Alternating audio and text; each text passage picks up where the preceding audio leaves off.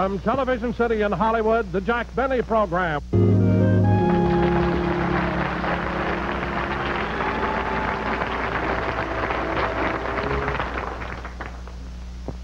Oh, my papa, to me was so wonderful.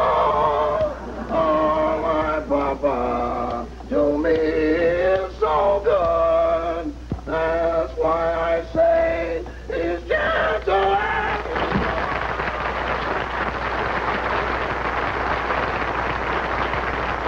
Rochester, we had a very, very good rehearsal. Now I want to get made up for the show, huh? Fine. Okay. Hey, wait a minute. What kind of makeup is this? Well, you said you wanted something to make you look nice and tan. I know, but peanut butter? I want to look tan, not lumpy. Anyway, I think you better shave me first, huh? Oh, okay, make yourself comfortable. Right. You got everything? I think so. Shaving cream, brush, razor, smelling salts. What do I want with smelling salt? That's for me. I can't stand the sight of blood. Well, be careful. Yes. Now, go ahead. You know, Rochester, I think I'm going to have a very good show today. You know, I come out alone first, and I do a monologue for a few minutes. Then I introduce my guest star, Bob Hope. He does a few minutes. And then Don Wilson is going to come out and introduce the sketch, you see. And then after we introduce... Go ahead, start shaving me, will you? Yes. And then after Don introduced the sketch, then Bob and I come out in... One nose, two ears, one chin. What are you writing that down for? After I finish shaving you, I'll check again and hope we come out even. Well, okay. Well, go ahead. Yes. Oh, my papa, to me was so wonderful. Oh, my... Uh-oh. What's the matter? I think I cut you. What do you mean you think? Can't you tell? It would help if you'd bleed a little. Well, I'm not going to force myself just for you. Go ahead and stop singing. I want to concentrate on the show, on my monologue. Yes. Yeah, I don't want to forget to tell the audience about my personal appearance tour that I open in Dallas, Texas on June 14th. Then I go up to Portland and Vancouver and Seattle. Hey, Jack. Yeah. Hey, Jack, don't you think you better hurry? You'll be out in a few minutes. Oh, I'll be ready. Bob Hope still complaining about the script? No, he's still mad because he hasn't got enough to do. He claims I didn't give him enough, and he comes on so late in the show and everything. After all, Jack, why, it's your show. Why shouldn't you come out there first? Well, certainly. 1 minute to airtime. Everybody on stage, please. All actors in the first scene, please take their places. Jack, that voice. Isn't that Mary? Yes, her summer job at the May Company doesn't start till Monday. Rochester, hand me my shirt, will you, please? Yes. Okay. Give me my tie, too. Yes.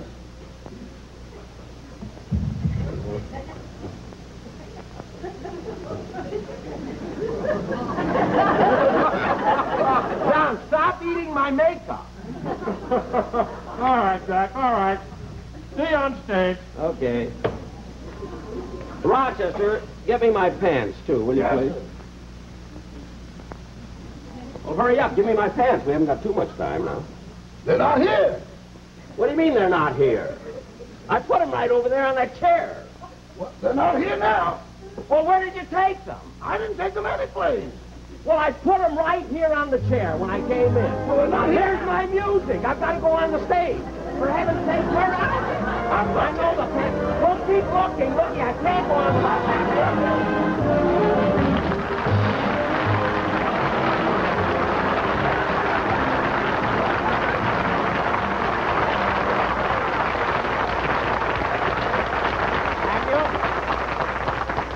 Thank you very much, ladies and gentlemen. Welcome to the Lucky Strike program. In just a few minutes, you'll see our star, Gypsy Rose Benny. Personally, I'm very happy to be over here at CBS, ladies and gentlemen. This is rather strange for me. I'm on the major network. I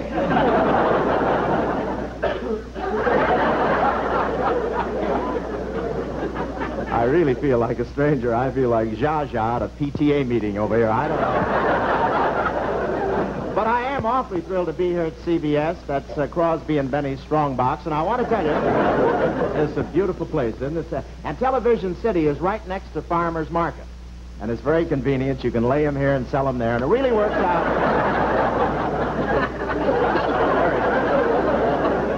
No, I had no trouble getting through the immigration. And I want to tell you that Oh, by the way, this is where Bing did his last show. And I think they've done very nicely. They've gotten most of it out of the curtains.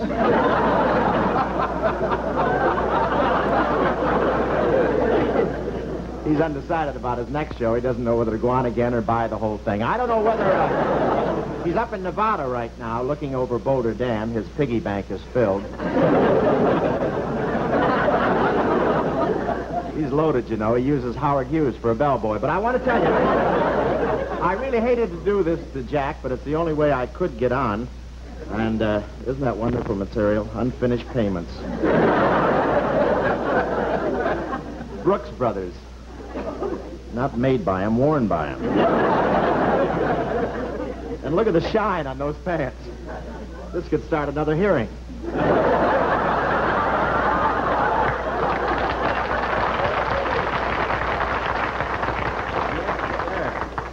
Interesting when you get...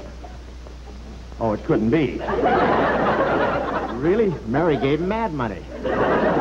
He really had... You know, when you ask this kid for a loan and he tells you his money's tied up, he's not kidding. This is an obstacle course for pickpockets. Hey, Bob! Yes, yes? Bob, now give me my pants.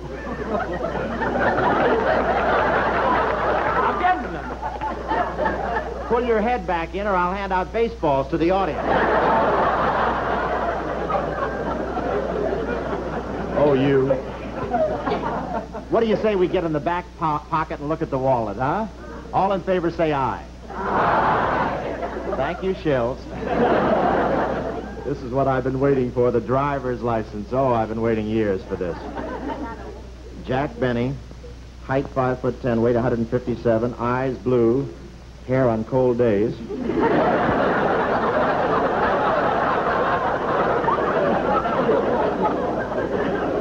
Date of birth. This has been erased once too often. He's had this for a long time. Is this license good for bicycles, automobiles, and covered wagons? Hey, Bob. Yes, Bob, Bob? give me Jack's pants, will you? Why? I had to give him mine. You mean Jack is actually wearing your pants? You're darn right I am.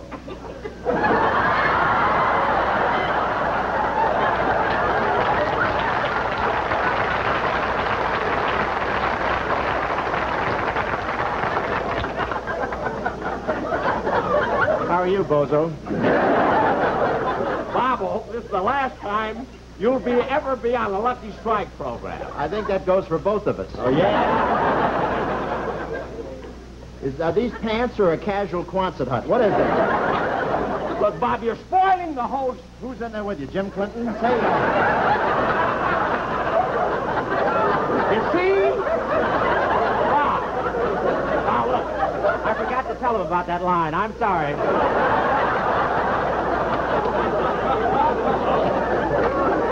Bob, you're spoiling the whole show. So? Now, I got to bring Don Wilson out here to introduce the sketch, and you're not even dressed yet. All right. Now, go ahead and get dressed. I'll go, but don't get so mad. You take off his eyelashes and whip me to death.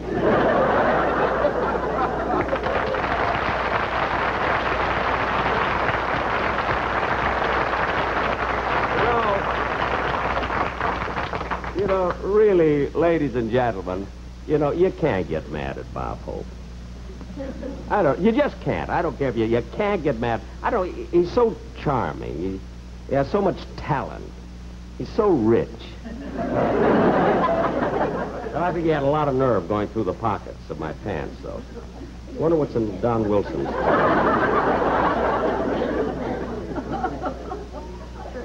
What do you know?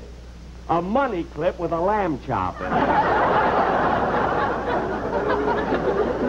Oh, he loves to eat. Yes, dear. A shrimp cocktail.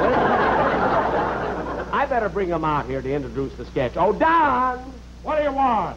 Come on out. You've got to introduce the sketch. I won't come out dressed like this. It's embarrassing. I don't care if it's embarrassing or not. You come out here. Oh, all right.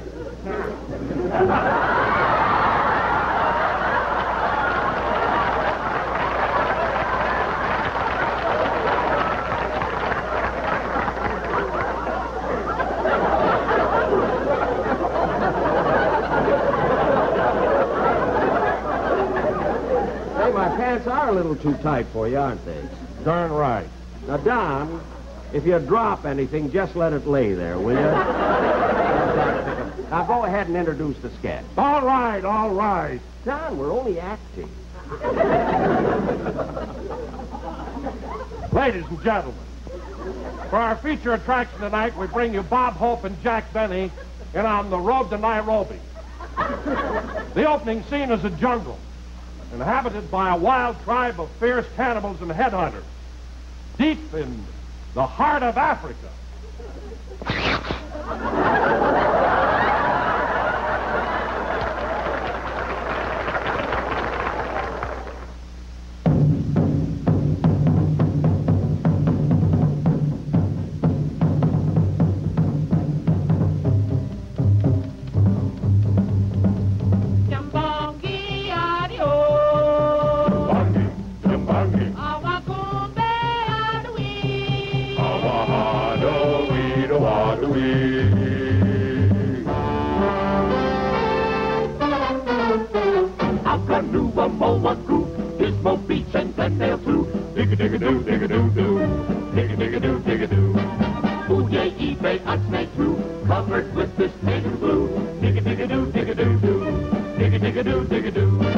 Man who thinks that native chief is just a dummy often ends by filling up a savage tummy. That's to make it soda. We eat man, and when we're through, we all smoke his luckies too. Dig-a-dig-a-doo, dig-a-doo-doo, dig-a-dig-a-doo, dig-a-doo.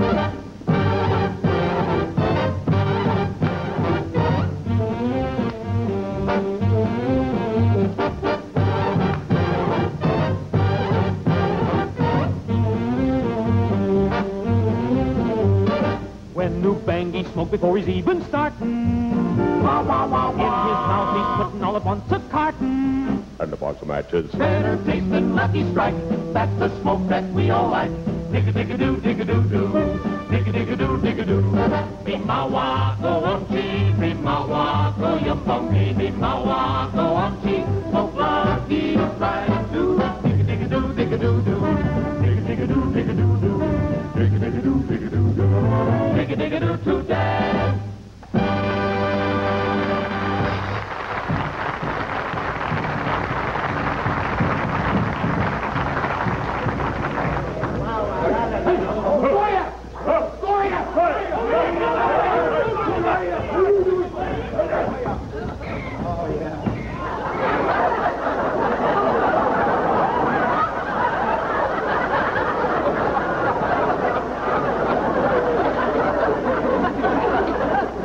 Pierce Brothers.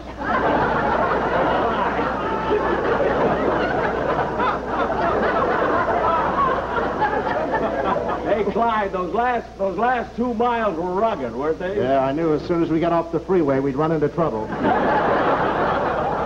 This is the way they bring Phil Harris to rehearsal.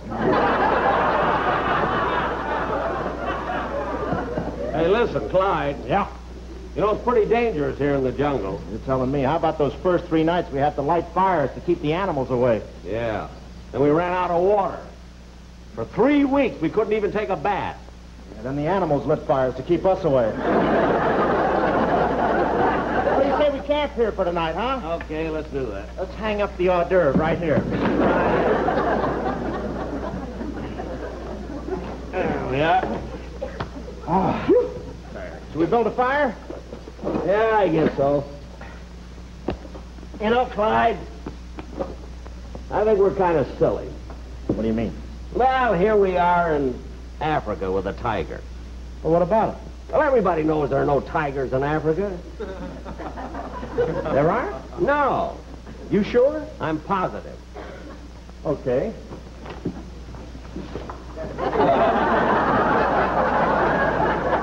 Hey!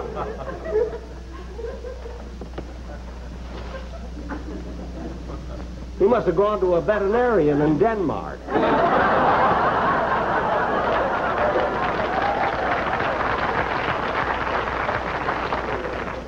I wondered why he had his hand on his hip when I shot him.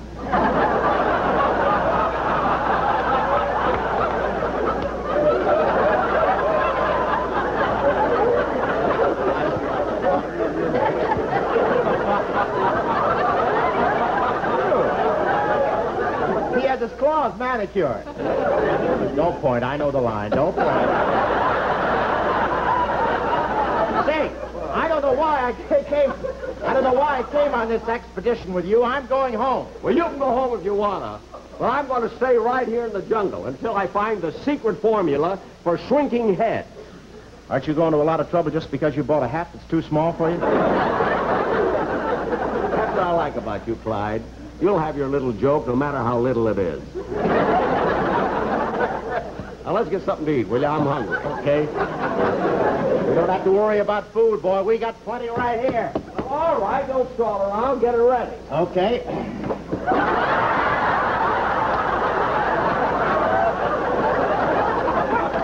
What do you have? I think we ought to have a nice cool drink first. Cool, huh? I'll get a drink. I'll get... Say, did Judge Crater have a beard? All right. That's just for the East Coast we do that. Hey, Clyde. Here's the ice cube. Clyde. Yeah. What kind of a tiger is that, Siberian or Bengal? General Electric. Hey, what's that? Was that Dennis Day rehearsing? Hey, it's a lion. Get your gun, Buck. This is the McCoy. Get your gun.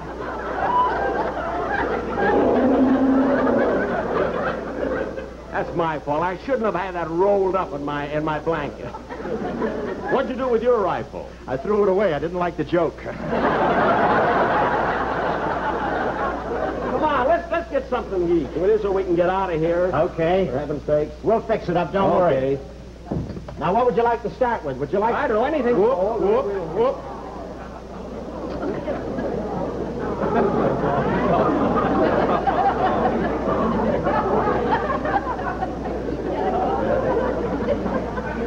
Nice ad living.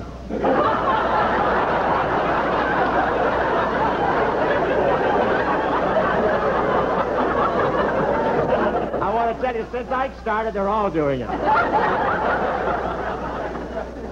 Well, then, how about getting something to eat so we can get out of here? All right, get the butter, will you? Okay. Where's the butter? In the compartment that keeps it easy to spread.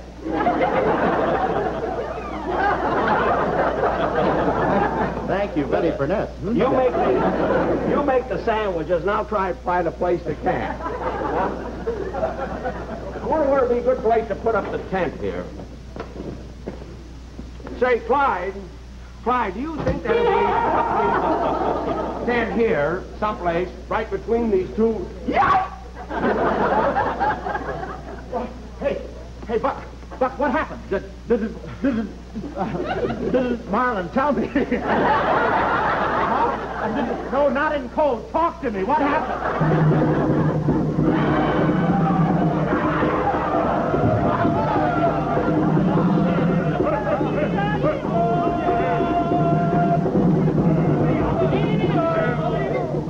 Sadler Wells Ballet down here. The Chamber of Commerce. What happened? These are cannibals. They're fierce. They're going to eat us, Buck. Hey, look, here, food. Bite! Ow! Sonny Cap.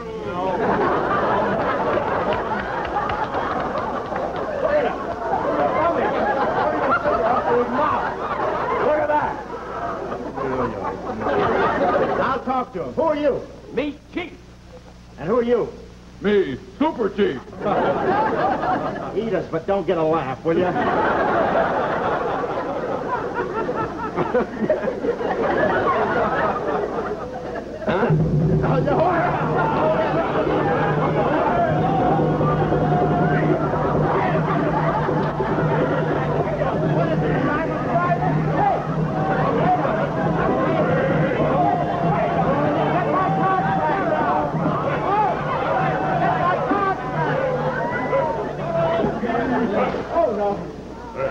Oh, fine. We had to bring our own vegetables here.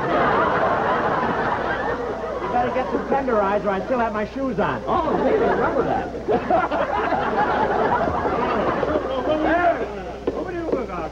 Who are these guys? Hey, official tasters. How is it, Duncan? Good. Good. That's what cannibal soups are. Good. It's not cannibal soup. What is this? Cucumber, aguruga, aruga. What did he say? It's National Pickle Week. Say, Clyde, is your nose gherkin or dill?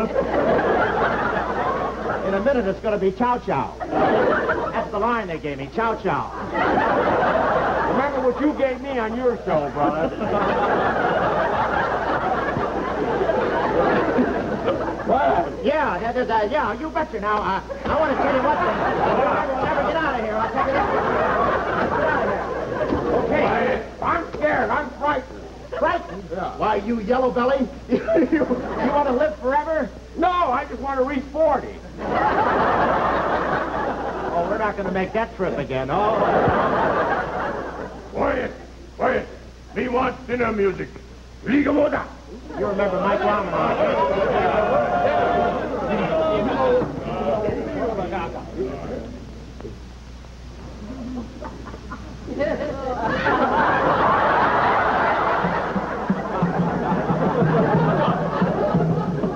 What's he doing? Is he playing a samba or a rumba? What's the difference? We ain't got any room to dance. That's fine. Booga booga. Liga booga. Start fire. Start fire. They're going to start a fire. They're going to burn us. You're kidding. They're going to burn us. Wait a minute. Look. Just a minute, man. Stop. Wait a minute, fellas. Liga moda. Hey, they can't start the fire. They can't start the fire. They have no matches. They have no matches. Oh, they can't. I got a match.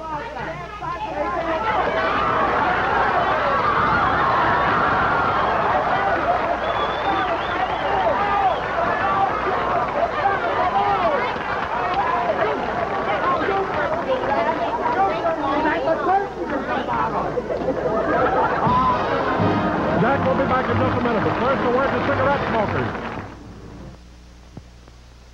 Ladies and gentlemen, the famous syndicated sports columnist and president of Churchill Downs, Mr. Bill Coram. If there's one thing I've learned in my 35 years of covering sports, it is that a favorite sport is a personal thing. Whichever yours is tops with you. Me, I've covered them all. And I like all sports. Baseball, a great American game. Our national pastime. And the World Series, a great gala week in America. And the kickoff in a big football game. But for me, the king of them all is horse racing. Naturally, I think that the Kentucky Derby is the greatest sports event in the world. But that's a matter of taste. And the same goes for cigarettes. I smoke Luckies because they give me the enjoyment I like and they taste better than any other cigarette to me. Sports columnist Bill Coram's got the right idea. It's all a matter of taste, and the fact is, Lucky's taste better for two good reasons. First, LSMFT. Lucky Strike means fine tobacco. Fine tobacco means better taste. And second, Lucky's are made better to draw freely and smoke evenly, which also means better taste for you. Why not try a carton? Be happy. Go Lucky. Find out for yourself. Lucky's taste better. Cleaner, fresher, smoother. Thank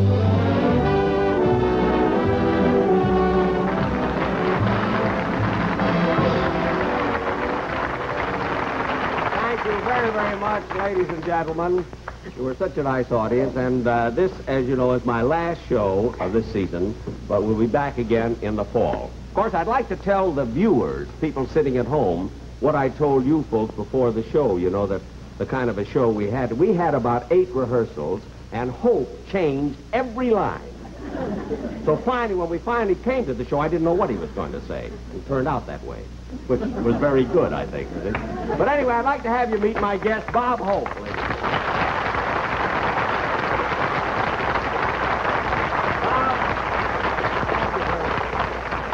Thank you, Jack, and I'll take the blame. Well, it was very nice having you on the show. I loved it. My next picture's with Esther Williams. Did you like that? Say, Bob, I want to ask you something. Yeah. I still think it wasn't very nice going through my pocket. Your pants? Stealing your pants? Yeah. Well, if Eisenhower had done that to McCarthy, the hearings would be over by now. Oh, I could have said stolen my pants. Well, thanks, Bob. Fine, thank you very much, Jack. Okay. Enjoyed it very much, boy. Let me see. Yes.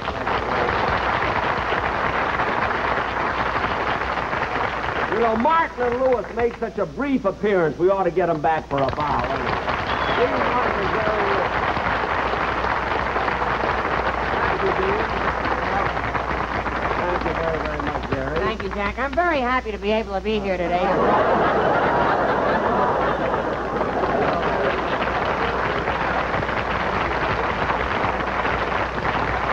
Thank you. Ladies and gentlemen, as I said before, we'll be back in the fall. And this summer, I'm going on a personal appearance tour.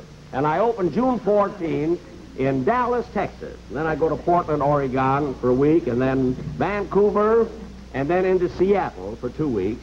And then I'm coming back, and I'm going to make a picture.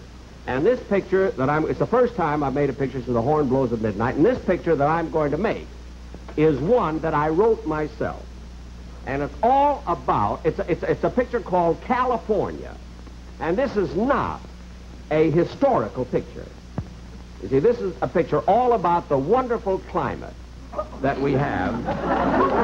No, really, this is a picture, and it's about a boy and his sister who had been living in California, you see, for many, many years. And the sister decides to take a trip to New York City, which she does. And when she arrives in New York, she becomes very, very ill. So she wires her brother in Los Angeles to come on to visit her, you see. So her brother jumps on a bicycle